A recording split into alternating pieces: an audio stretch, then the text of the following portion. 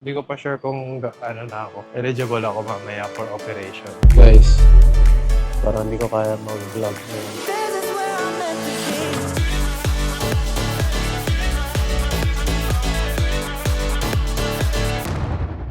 What's up guys, Juan Campos here. Welcome back or welcome to my channel. Here I post fitness related content, but for today's video, hindi siya super fitness related but more of like, I guess, self-care. So today pumunta tayo sa Shinagawa Aesthetics. Papa-check natin yung eyes natin. And hopefully, kung papasa, i-slice na nila yung mata ko mamaya para magkaroon na ako ng clear vision. Kasi currently, right now, ganito yung itsura ng mata ko. Wow! O diba, ang saya mabuhay. But, yan, hopefully later, pumasa na, magkakaroon tayo ng clear eyes for the first time in like 20 years. Sheesh! So sige, I'll see you guys later. And sit back, relax, and enjoy the vlog.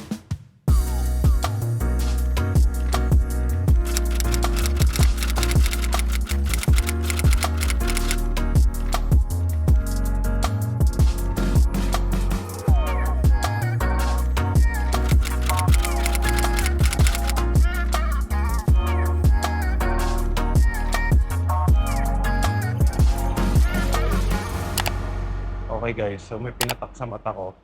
Hindi ako makaki. Sobrang labo ng mata ko ngayon. Sabi mag-wear off daw to in 4 to 6 hours. Hindi ko pa sure kung ano na ako. Eligible ako mamaya for operation. But yun, kung pwede na, papagawa ko na siya para di na ako bumalik. Para i-slice na yung mata ko. So bale, may mga test na pinagawa sa akin kanina. Tapos may last step pa mamaya bago ako i-check kung eligible ba or not. So now, may break ng 45 minutes daw. Pwede mo na kumain. So kakain muna kami ni Madam.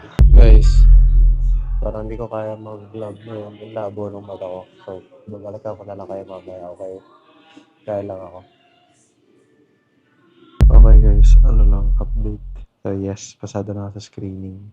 Ang gagawin na ako in more or less 40 minutes. So hindi ko na sabihin yung specific details kung ano yung case ko. Kung balak niyo magpa-LASIK, better to consult din yung Shinagawa or kung saan man kayo gusto magpagawa. Yeah, so ang nangyari kanina after ng test, naglagay sa mata ko pampalabo yata or whatever, hindi ko rin alam kung ano yun. Tapos nilagyan ako ng ngayon ng pampalinaw para sa procedure ko later.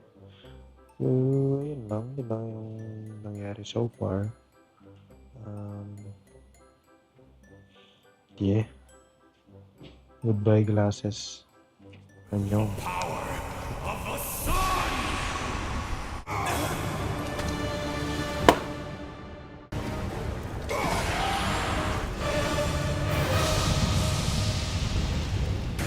Great success. Great success.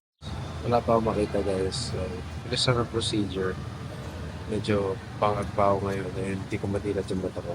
So, sakay na kami ng Grab then I'll talk to you guys pagka may malay na ako. Annyeong.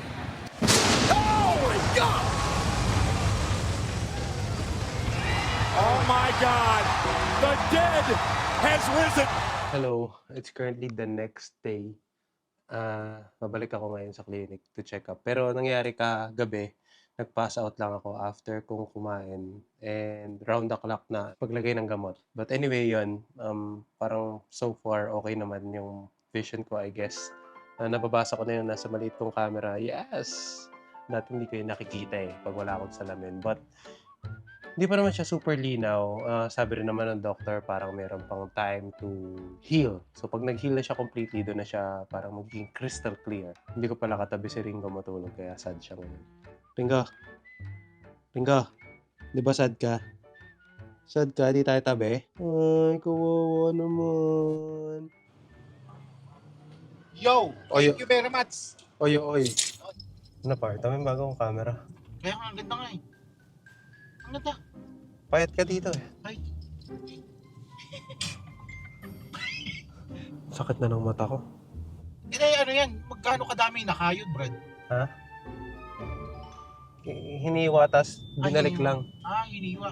tapos binalik lang. Ang tinanggal talaga yung mata, sinugasan na Oo, parang tinanggal. Nakalawit lang. Alam mo yung pagka sinapak, tapos nalaglag yung mata. Oo, Ganun. parang sa mga cartoon. Ganun yung nangyari sa akin.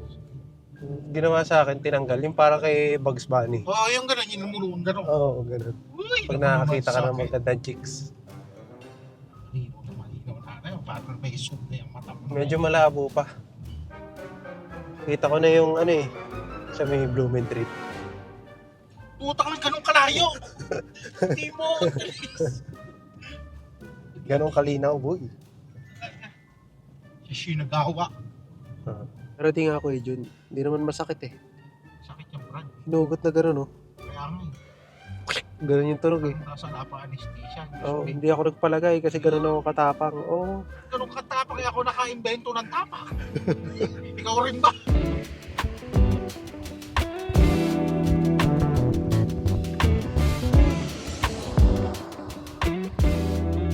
okay. So, ba't nga ba ako nagpa-LASIK? I got LASIK kasi I got tired of wearing glasses for almost 20 years. Pero mo bata pa lang ako, nakasuot na ako ng glasses 4 days after the surgery. Nakapag-drive na ako. Although di pa ako nakakabalik sa normal routine ko. So, you may be asking, Von, ano naman pakialam namin sa LASIK mo? Diba? Anong marerelate yan sa fitness?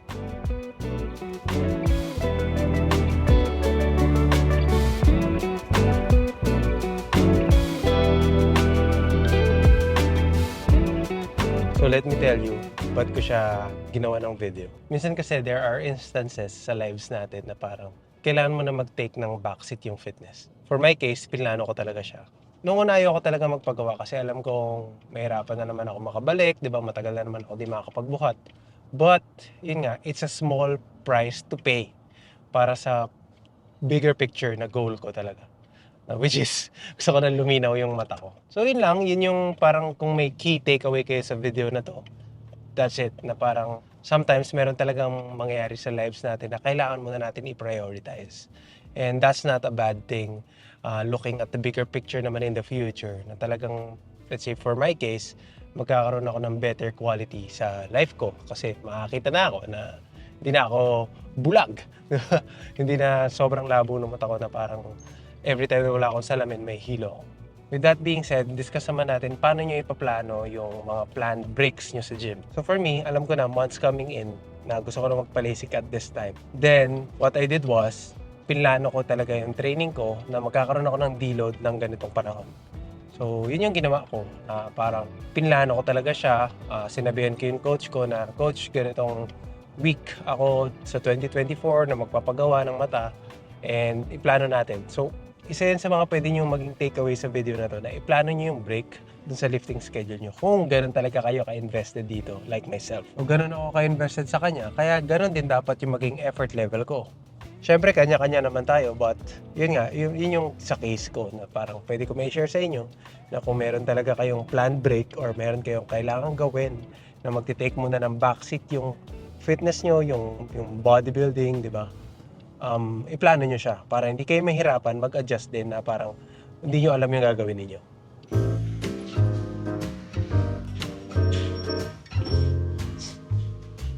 Ate, dalawang tabo ang goto. Saka ano po, dalawang toko at saka isang lumpia. Dalawa na.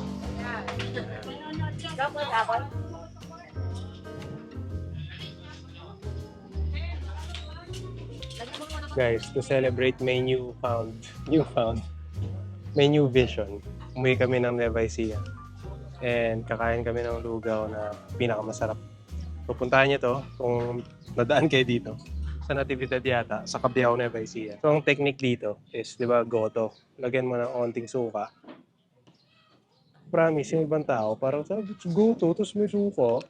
Pero totoo, kumuha ka ng tokwa. Don't worry. Ano yan? Vegan. Nauna na pala ako. Sorry ko itong nagkakain.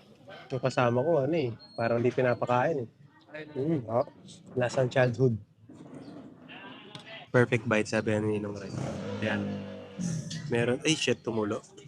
Merong isaw, tokwa, tsaka goto.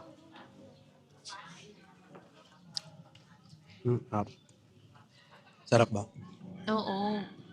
Isayo mo na lang ito. Para makakain ako na maayos.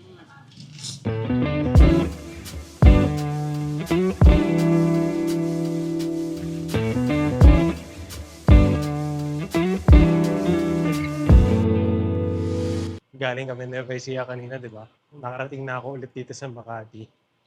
I am speed.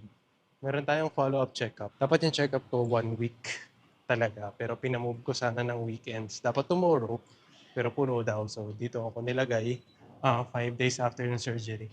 So marami akong questions. Actually, may go signal na ako nung isang araw na magbuhat sa gym. Pero I just want to make sure. Kaya today, tatanong ko ulit yun sa doctor. Syempre hindi naman ako mag-go hard. Ayoko naman na i-risk pa, syempre. Priority natin, gumaling ka agad. Pero so far, wala naman na akong iniinda. Minsan may blurriness lang. Pero sabi ng doktor ng isang araw, normal yan. Wala. Hindi nagpa-move po ako sa BGC. Kaso puno lang po tomorrow. Left. Down. Down. I-try mo nang ibalik yung usual activities. Sige. That will also help dun sa adjustment condition. Actually po, nung tinry ko nga siya muna Great success! Great success. In and out lang yung check-up. Ewan ko kung narinig sa video, pero sabi naman ng doktor, pwede ko na daw ibalik yung normal activities. So, I guess punta tayo sa gym later. Pero hindi ko naman din bibiglayin yung sarili ko. Siguro light. So, yun lang ang gagawin natin today. Testingin natin siya. Lakad onte, buhat onte, di ba? Pero sabi ng doktor, balik ko na daw yung normal activity. Huwag ko daw babyhin. Good sign yun. Feeling ko ang haba na nitong video, pero pakain mo na kami. Hindi ko na kayo sasama kasi date namin to. Okay. Off limits muna. Nasa Japanese resto kami. So, hindi ko muna kayo sasama sa lunch date namin ni Madam.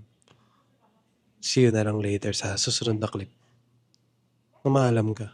Mamaalam. Bye. Anyong.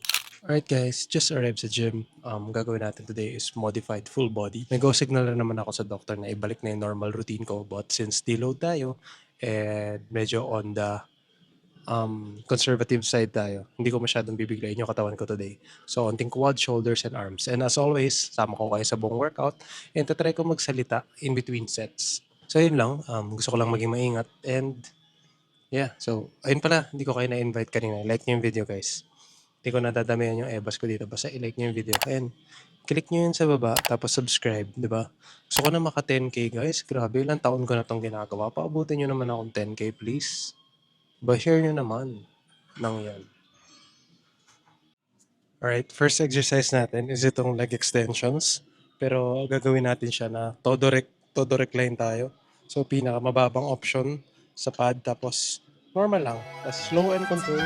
My mind run deep in my thoughts when I didn't have it. Sleeping on the floor, wishing it was a mattress. Now I'm in Hollywood with actors and actress. Where everybody bougie, latest trends and fashions. I'd rather keep it a buck, 100 if you ask me. I was trying to pay the bills just like last week. Okay, next exercise natin is itong machine shoulder press. Usually, hindi ko ito ginagamit. But, wala lang. Gusto ko lang i-test today. Dapat dumbbell ka. So, tinatamad. Honestly, tinatamad ako. And baka kasi pag dumbbell, ano mo yun, i-match ko yung I was trying to sell a deal just like last week. Trying to run plays and run it up like the mathletes. It's in my DNA to have hope and make a way.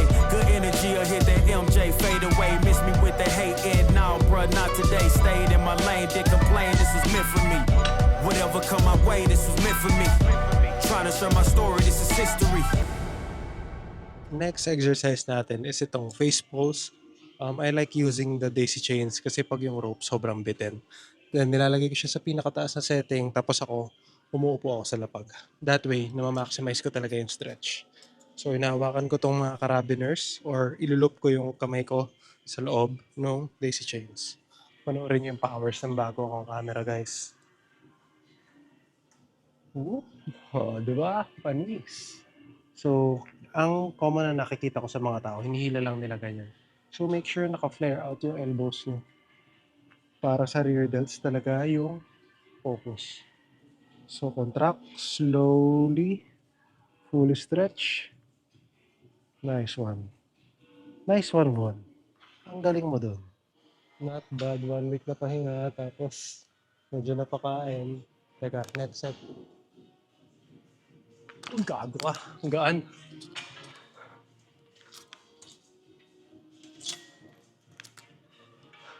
Muntik pa ako ma-aksidente dun ah.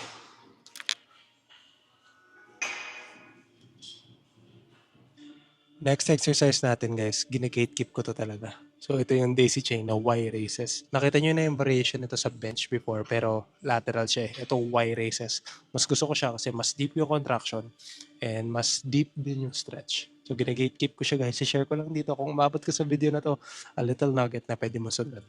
So basically, yung level niya nasa shin level. Tapos lagay mo lang yung kamay mo like so. Tapos slowly go up. Forming a Y, then slowly go down. Stretch. Up. So dito hindi ka pwede magmabigat talaga. And don't swing the weights kasi mawala yung tension sa lateral head. So may onting tama rin siya sa traps pero okay lang yun. Mostly sa delts naman siya. Ayun o. Oy, oy. Okay, last exercise. Nakita nyo na to a million times. Daisy chain at tricep push down. I-loop nyo lang sa loob ng daisy chain. Adjust nyo na kung saan banda, gaano kahaba yung kamay nyo, gaano kataas yung setup nyo. But basically, yun, tricep push down. Pasok yung kamay nyo dun sa ginawa nyong loop. Then, slightly bend forward. Tricep as if you're skiing. Tricep as if you're skiing. Push as if you're skiing. Ayan. So, basically, yun lang yung workout natin today. Simple lang. Hindi ko na pinahirapan masyado muna yung sarili ko. Just to, alam mo yun, dahan-dahan bumalik. And, abangan niya sa mga susunod na videos. I-document ko paano ako makakabalik dun sa actual training ko talaga. Kaya abangan nyo. Abangan nyo. Alright, that's gonna do it for the video. If you like the video, please like the video. Subscribe if you haven't already. I hope nag-enjoy kayo sa buong vlog na to. Medyo malaki yung scope, marami nangyari, but I like making these kinds of videos. Very, very, very passionate ako about sharing my story and how I can in my little own way makapag-inspire, motivate, and entertain you guys. So yan, I'll see you on the next one. Abangan nyo, document ko yung recovery, I guess. Recovery ng buong process nito after my surgery. Again, this is Von Campos, reminding you to follow your passion. Kahit na 0.1% progress na every day. Okay lang kasi it will all add up someday. Thank you Lord sa aking new vision. I'll see you guys next vlog. I'm out. Peace.